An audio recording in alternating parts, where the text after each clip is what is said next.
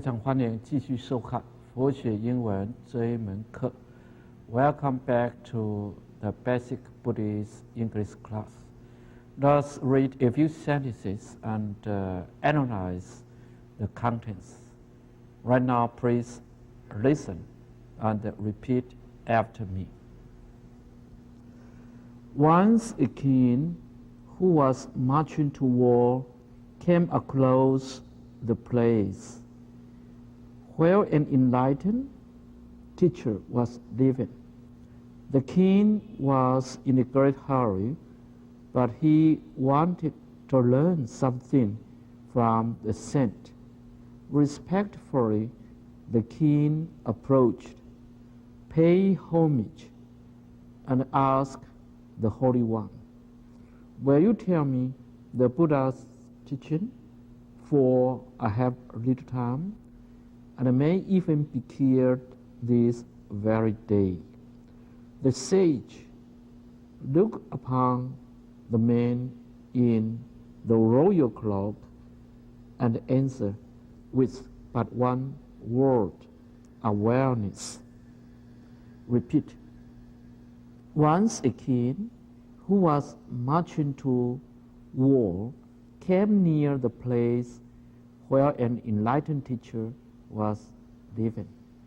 The king was in a great hurry, but he wanted to learn something from the saint.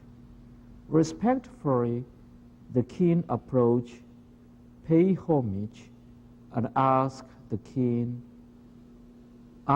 the Holy One, "Will you tell me the Buddha's teachings? For I have little time, and I may even be killed this very day." The sage looked upon the man in the royal cloak and answered with but one word, awareness.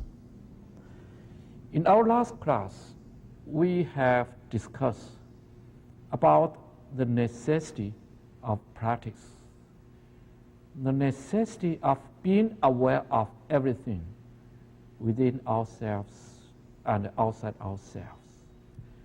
That is the practice of awareness. And the practice of awareness, the technique of meditation, was discovered by our Buddha. Our Buddha was born in the 6th century BC in northern India, in a very small kingdom. He was born a prince.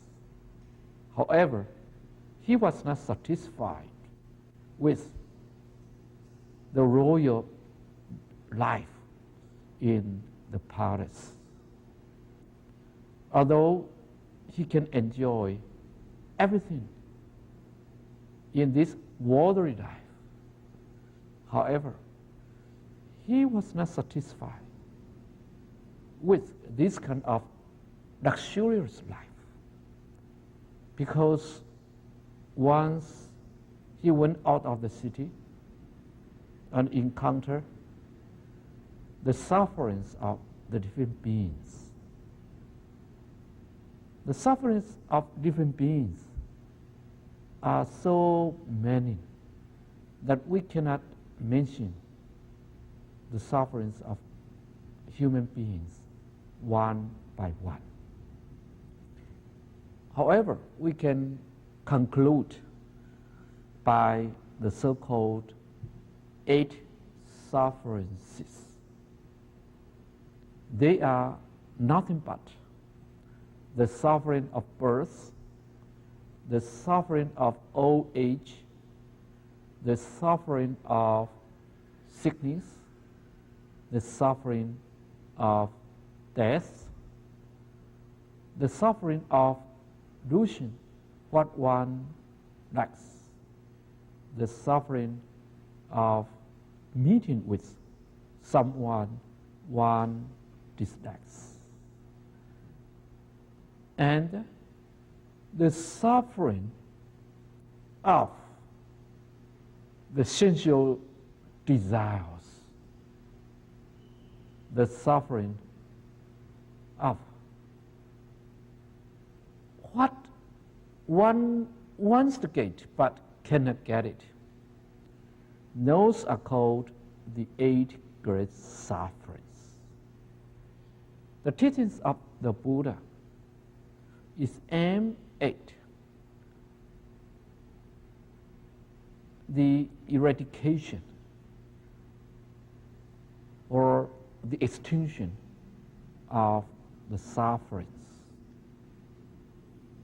And the Buddha told us the ways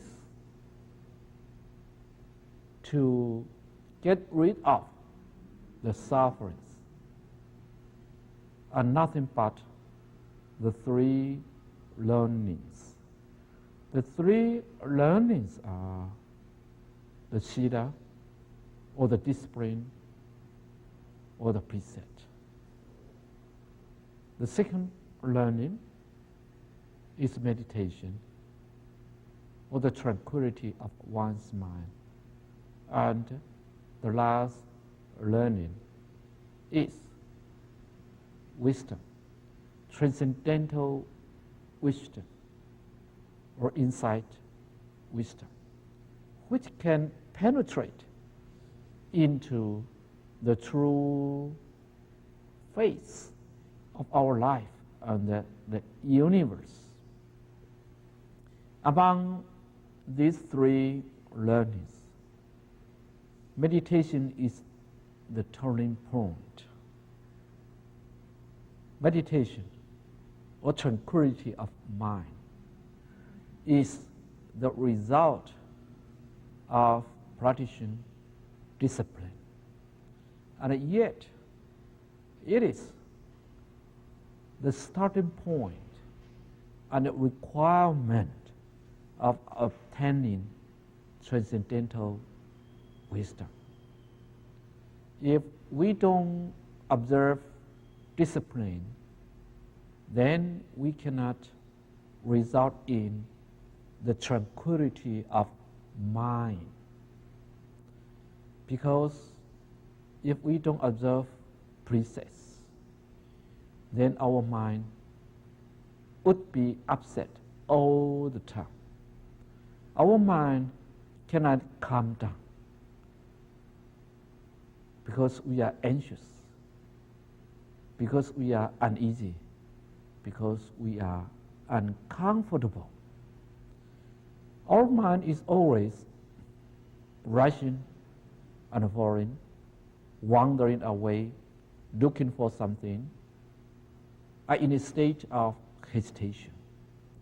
We cannot calm down our mind unless we observe the discipline. After we observe discipline, then we can practice the technique of meditation. The technique of meditation is for the calmness, the tranquility of our mind. Our mind is wandering all the time. Our mind is jumping from here to there all the time. We cannot concentrate our mind on a certain point. Therefore, we cannot observe clearly what we are encountering. Therefore, we have to practice meditation in order to calm down our mind and then go further to observe what is happening within us and around us. If our mind is not calmed down, if our mind is not tranquil, it is just like a flame under the wind. We cannot focus our attention on a certain event or certain thing. We cannot focus our observation in order to find the truth of certain things. Therefore, we have to practice meditation. And after practicing meditation and concentrating our mind, we can try to observe our sensation, our physical body, our thought, or anything within us and outside us. And then we may realize the truth of life and the truth of the universe. As a consequence, we will not be deluded or cheated by what is happening within us and what is happening around us. And we can be independent, liberated from the bondage, and we will suffer no more. This is called an enlightened one, or an awakened one, or a liberated one, as the Buddha is. Now, we want to illustrate a story of a king. Once a king who was marching to war came near the place where an enlightened teacher was living. Once means once upon a time, in ancient time.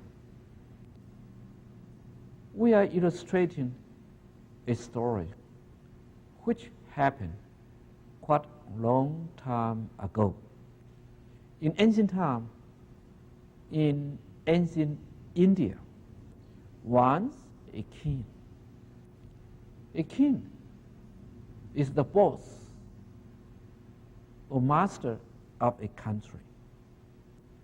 Of course, we understand. In ancient India, there were many small kingdoms.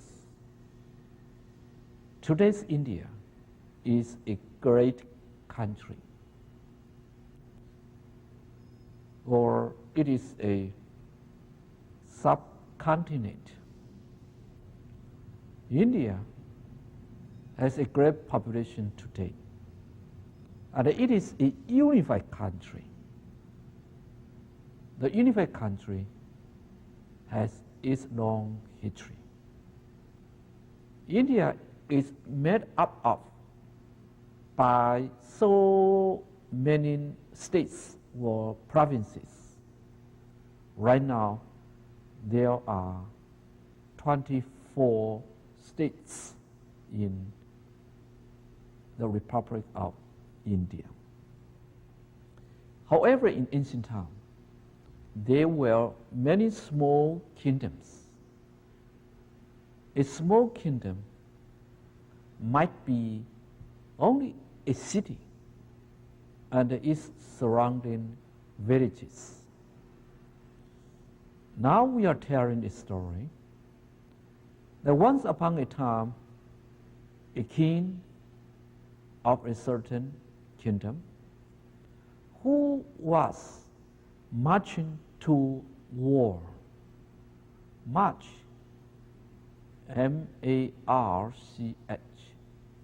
March can be used as a noun and a verb. A noun, March, refers to the third month of a year. The first month of a year is called January. The second month of a year is called February. The third month of a year is called March. The fourth year of a year, the fourth month of a year is called April, and so on. There are 12 months in a year. Each month has its own name, and March is the name of the third month of a year. For example, March 12th is the plantation tree day of the Republic of China, in memory the passing away of the national father of the Republic of China, Dr. Sun Yat-sen. And therefore, the 12th day of March was designated as a national holiday, or we call it the Tree Planting Day. March is the third month of a year. On the other hand, March can be used as a verb. March means to walk toward in a very formal way or in a great number. For example, an army marches to the frontier. An army marches to war. Marching to war means this king led an army and walked in a very elegant way and marched to the frontier to fight against the enemy. This king who was marching to war, however, in his mind, he was uncomfortable. He was uneasy. He was not so peaceful because he had something which he could not answer. So he tried to find the resolution. He tried to find the answer. The most troublesome problem is the value and the meaning of our life. Everybody always asks himself, what is the value? What is the meaning of life? I have been busy all my life, but what is the value of my life? What is the meaning of my life? What am I looking for? Although a king is very powerful, he can dominate the whole country, and he can give order to all the citizens, to all the army. He can rule a whole country. But in his mind, he is empty. He doesn't know what is the value, what is the purpose, what is the meaning of life. Therefore, this king, on the way of marching to war to fight against the enemy, came near the place. Came near the place means came close a certain place. Came near. the place. Near means close, means not far away, means not in a distance, means come in the neighborhood of. Once a king who was marching to war came near the place where an enlightened teacher was living. Came near the place where an enlightened teacher was living. This king was marching to war. He was prepared to fight against the enemy. He was prepared to lead his army to win over a war. However, he was not quite sure whether he could win the war or not. He was not quite sure whether he would survive or not. Maybe in his mind, he was doubtful. Maybe he would be killed in the war. Therefore, he came near the place on purpose. Which place, we may ask?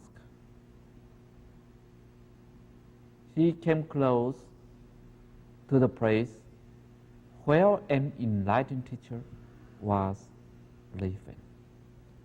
An enlightened teacher means an awakened teacher. It is a parable, means to describe a person who is already enlightened or who is already awakened. In other words, other ordinary people are always sleeping and dreaming. In a dream or sleeping, we cannot see clearly.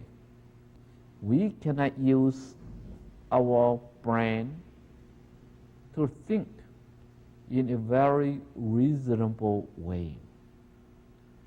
We cannot understand what we are doing, what we are speaking, what we are thinking, because we are sleeping, because we are dreaming. We are not awake. We are not in an enlightened state. We are not in an awakened state. We are sleeping. We are dreaming all the time. Although you may doubt, right now I'm not sleeping. Right now I'm not dreaming. I can see what I want to see. I can hear what I want to hear. I can think what I want to think. Why do you say that we are dreaming or we are sleeping? Yes, unless we are enlightened. Otherwise, we are still sleeping and dreaming. Unless we have the wisdom, unless we realize the truths of the life and the truths of the universe. Otherwise, we cannot see the true facts of our life and our universe. In this way, we may react in a very miserable way and unwise way. It is the same thing as we are sleeping, and we are dreaming. However, an enlightened one is enlightened because of his practice of Shila, Samadhi, and Panya. In other words, a man can become enlightened after he practices discipline, meditation, and insight, transcendental wisdom. An enlightened one, an enlightened teacher, is always the person we seek for advice. When we have doubt, when we have suspicion, when we have hesitation, anxiety, suffering, we may go to an enlightened teacher asking for advice. Because an enlightened teacher can see very clearly the true facts of life and the universe, and he can give us the best solution of our question. An enlightened teacher was living. Was living means was staying. This king, upon his leaving for the frontier to war, he was anxious to find an enlightened teacher for advice. Then he came near the place where an enlightened teacher was living. The king was in a great hurry, but he wanted to learn something from the saint. The king was in a great hurry. In a hurry means in a very fast way. Means the king was anxious to march to war in a great hurry. Means the king could not stop too long. He was in a great hurry. Modern people are always in a great hurry, especially in a cosmopolitan city, just like Taipei or Tokyo or Hong Kong or New York. People are in a great hurry. Every morning, we are in a great hurry to our office and work. After we step into our office, we are in a great hurry to dial the telephone, to answer the telephone, to do our office work. At the noontime, again, we are in a great hurry to take our lunch. After the lunch, we don't have enough time to take rest. Again, we are in a great hurry to restart our work. And after the office hour, sometimes we are in a great hurry to rush back to home. Or even we have to stay longer in the office for extra work. After we return home, we are in a great hurry to take our dinner, and we are in a great hurry to converse or to talk with our family. And we are in a great hurry to take a shower or then go to bed. We seldom have the time to slow down our pace, to think more about the meaning and the value of our life. We are in such a great hurry that we always forget who we are. We always forget what is the meaning, what is the value of our life.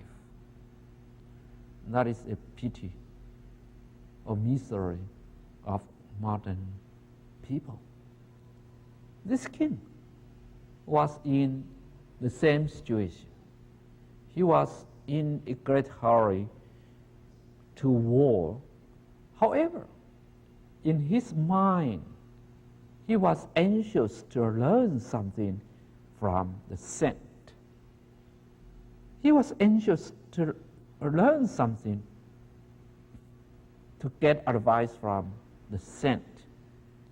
A saint means a holy man or a sage. Usually, a saint is an awakened one, at least more awakened than other ordinary people. A saint is high in his practice of character. He has a very noble personality. He has practiced a long time and purified his mind. He is entitled to be called a saint because of his practice, because of his improvement in his thinking, in his personality. This king was anxious to learn something from the saint. Respectfully, the king approached, paid homage, and asked the Holy One. Respectfully means that this king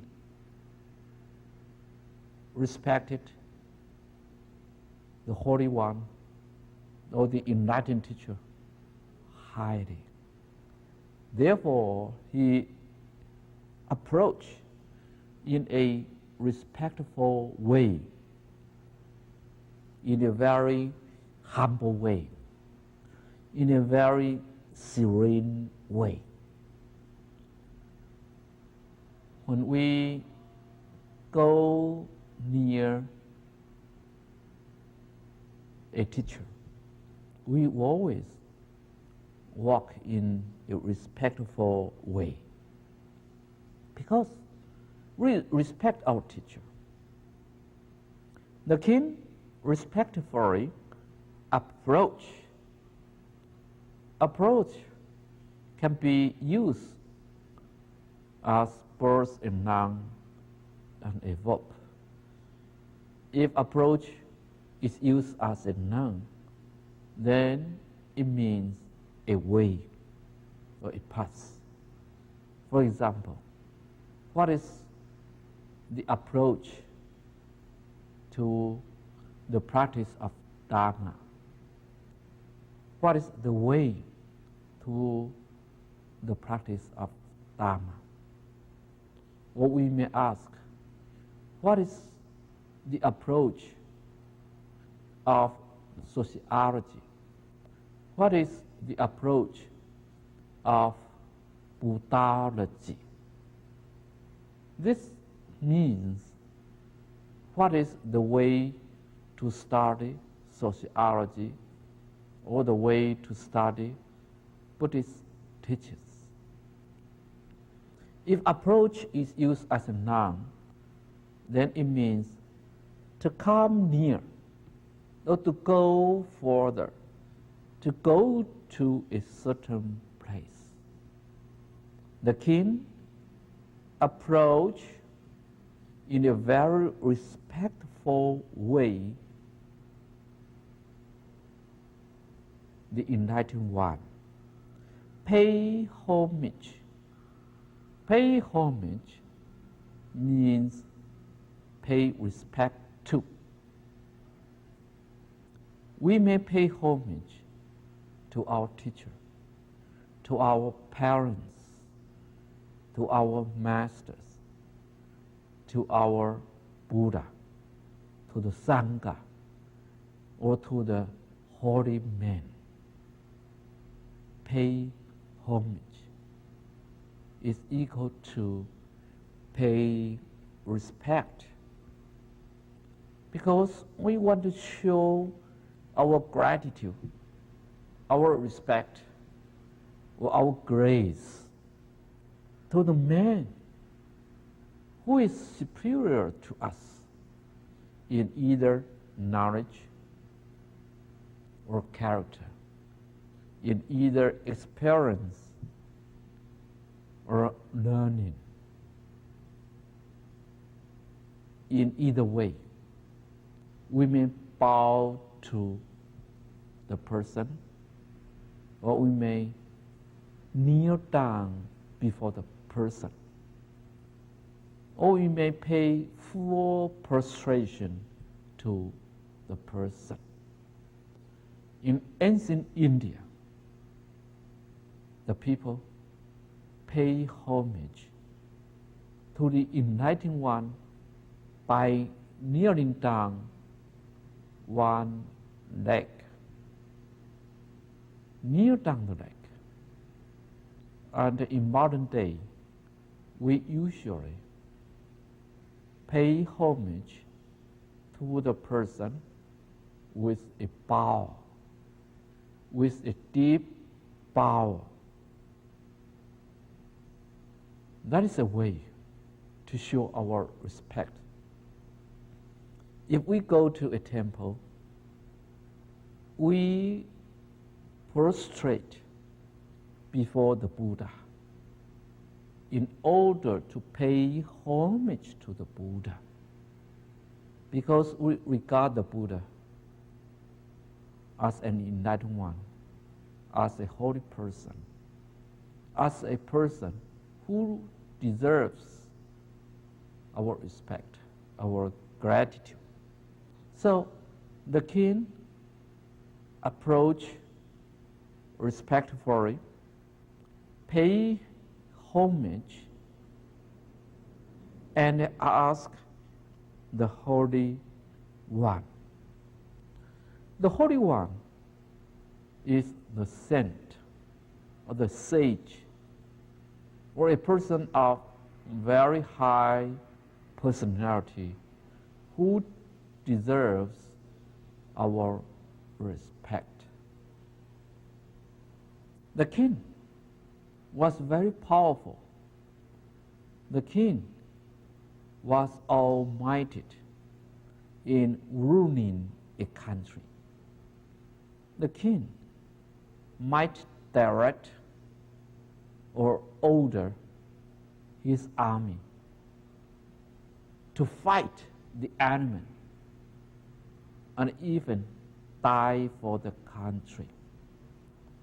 But the king was empty in his mind. The king was not peaceful in his mind. The king was anxious to learn something from the Holy One. Therefore, he approached the Holy One respectfully, pay homage to the Holy One respectfully and humbly, and then ask the Holy One. Because the king had doubts in his mind, he should ask somebody to solve his problems before he went to war. What did the king ask the Holy One? Did the king ask the Holy One how to fight against the enemy? No. Because an enlightened one didn't like fighting, didn't like war. Did the king ask the Holy One how to make money? No. Because the Holy One led a very simple life. And he didn't wish to be rich. He wanted the people to live a peaceful and happy life. Therefore, the king didn't ask the Holy One how to win a war, how to make money, how to rule a country, how to enlarge one's kingdom. Because those are not the matters an enlightened one concerned about. The enlightened one concerned about the happiness, the peace of living. The enlightened one concerned about the way to lead the people out of suffering and live a peaceful and happy life. Therefore, the king asked the Holy One, "Will you tell me the Buddha's teachings? For I have little time, and I may even be here this very day." The king was very frank, was hesitant to have the answer. Therefore, when he approached the Holy One, paid homage to the Holy One, he asked the question, "Will you tell me the Buddha's teachings? Will you tell me the Buddha's teachings? Please tell me the Buddha's teachings." Because the Buddha's teachings are so valuable.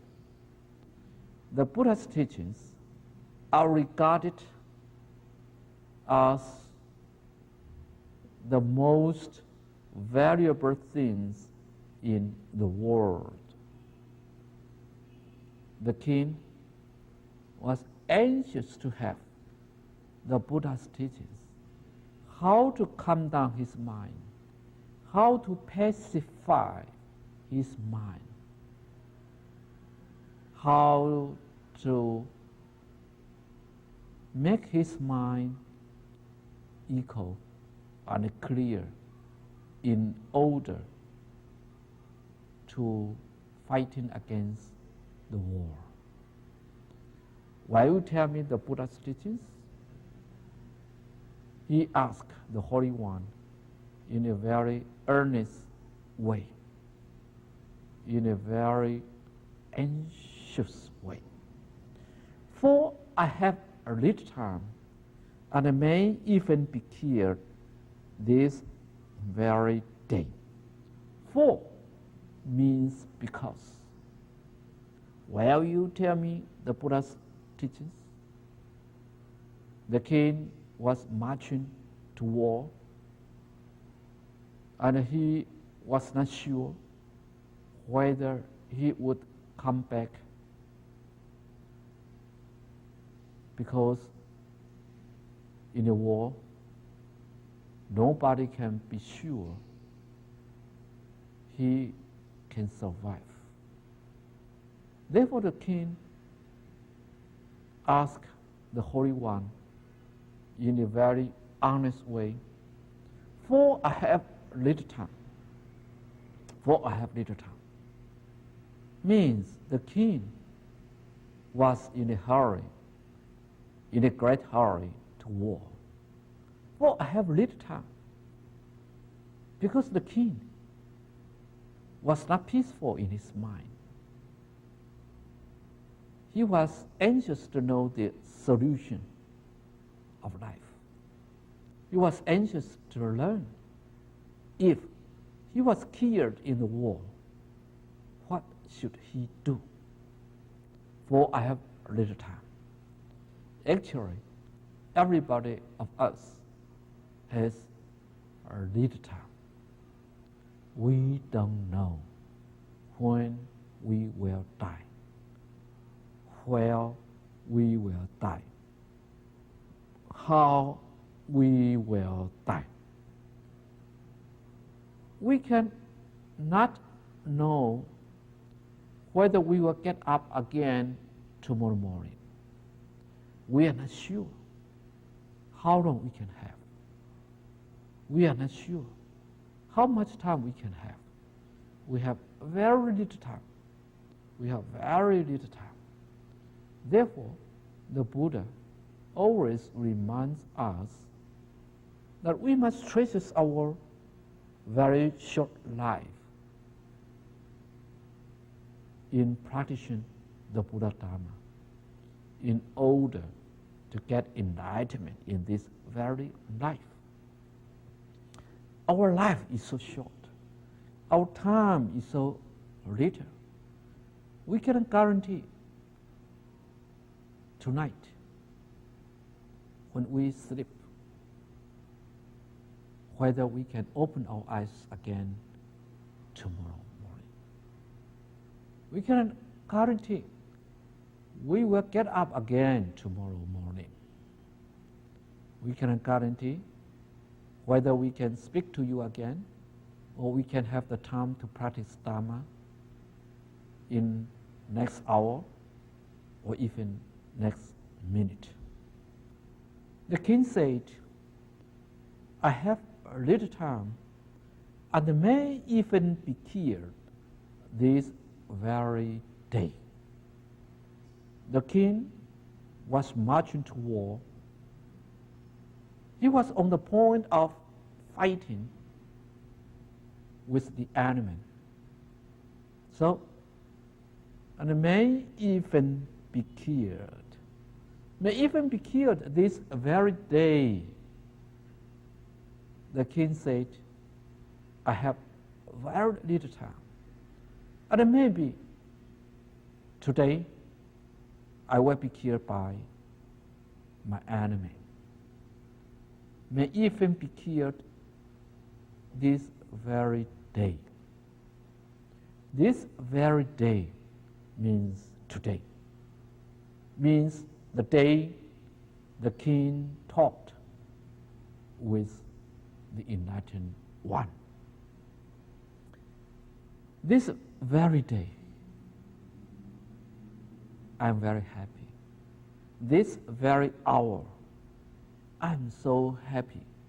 This very moment, I am peaceful.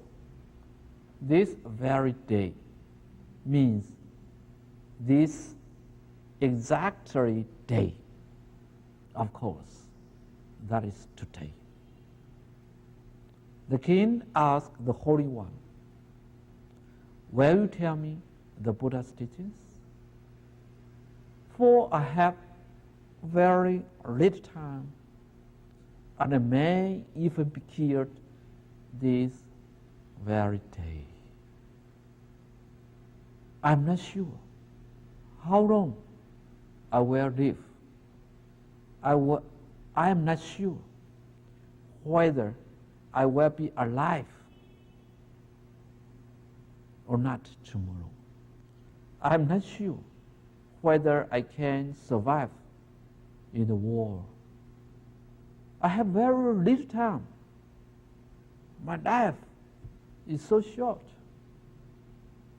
Maybe when I go to the frontier and fight against the enemy, I will be killed by my enemy. I'm not sure whether I can win over the war or not. My time is so little. So the king was very anxious to know the solution of his life problems. He wished the Holy One to give a very concise, a very to the point to the question resolution. He was anxious to know the reply from the Holy One. The sage looked upon the man in a royal cloak and answered with but one word, awareness. The sage means the Holy One, or the enlightened one, or the saint, or the awakened one. Look upon the man. Look upon the man means stare it with one's open eyes. The sage looked upon the man. Which man? This man is the king who was marching to war. The man in the royal cloak. Cloak means long robe, cloak. Royal cloak is very serene, is very magnificent, is the symbol of authority, the symbol of power. That is royal cloak. A person wears a cloak to show his social status, to show his authority. The sage looked upon the man in the royal cloak, means look upon the king. Lawyer refers to the king and answer with only one word, awareness. The answer is very short, awareness. Thank you for joining us. Thank you.